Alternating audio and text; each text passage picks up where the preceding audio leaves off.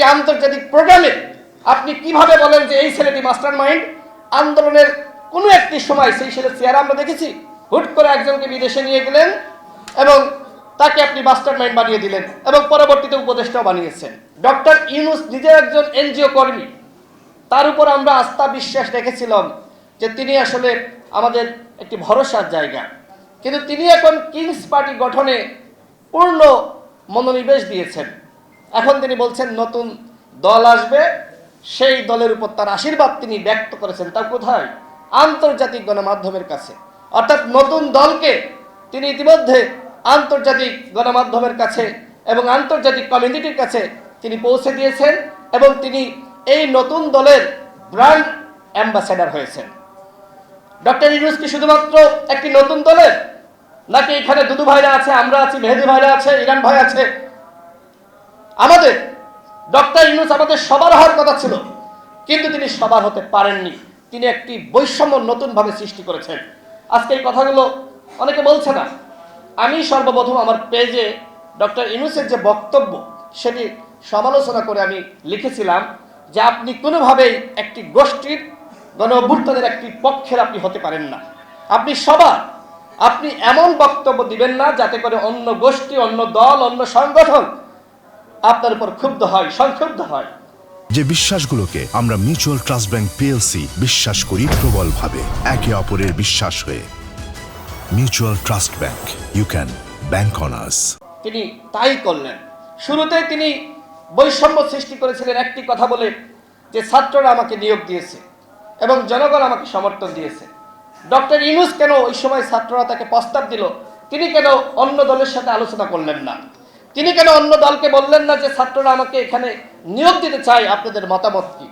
তার মানে ছাত্ররা এখন তাকে নিয়োগ দিয়েছে, ছাত্ররা তাকে যা বলবে তিনি তাই করবেন। ছাত্ররা এখন কিংস পার্টি গঠন করতে চায়, তিনি সেই কিংস পার্টির অ্যাম্বাসেডর হয়েছেন।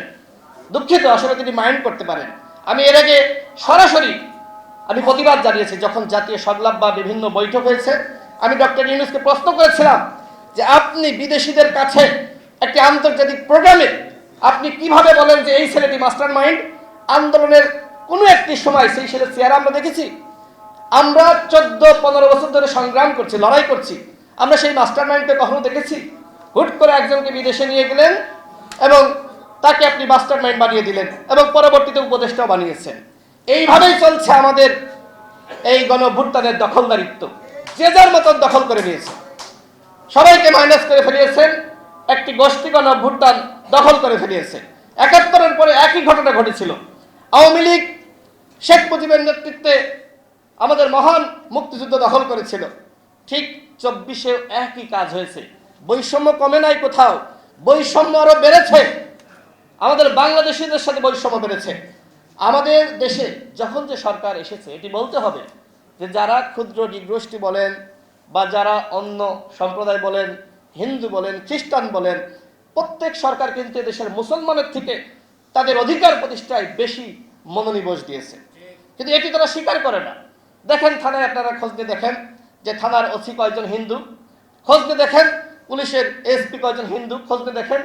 অথচ তারপরেও হিন্দু, বৌদ্ধ, খ্রিস্টান ঐক্য পরিষদ। এগুলো বৈষম্য না? মুসলমান যোগ করতে সমস্যা কোথায়? আমরা এই বঙ্গে, এই দেশে হিন্দু, মুসলিম, বৌদ্ধ, খ্রিস্টান, যেখানে আমরা মুসলমান হওয়ার পরেও আমরা বলছি যে এই দেশের প্রত্যেক নাগরিকের সমান অধিকার নিশ্চিত করতে হবে। কয়জন হিন্দু ভাই এই বক্তব্য দিচ্ছে? ওই হিন্দু, বৌদ্ধ, খ্রিস্টান ঐক্য পরিষদের নেতারা কেন এই কথা বলছে না? কেন বলছে না যে এই দেশে প্রত্যেকটা নাগরিকের সমান অধিকার নিশ্চিত করতে হবে? ধর্মীয় পরিচয় কেন? আমরা দেশের নাগরিক, পাহাড়ি বলেন, বাঙালি বলেন, এই শব্দ আর থাকবে না। আমরা সবাই বাংলাদেশি। আমরা কেউ বলতে চাই না যে অমুক আদিবাসী। হ্যাঁ, আপনি বলেন বাংলাদেশের সবাই আদিবাসী। আপনি কেন পাহাড়ের মতন একটি গুরুত্বপূর্ণ জায়গা, আমাদের দেশের টোটাল 10 ভাগের 1 ভাগ, তার মানে বিশাল একটি জায়গা, আপনি শান্ত লারমার হাতে তুলে দিয়েছেন?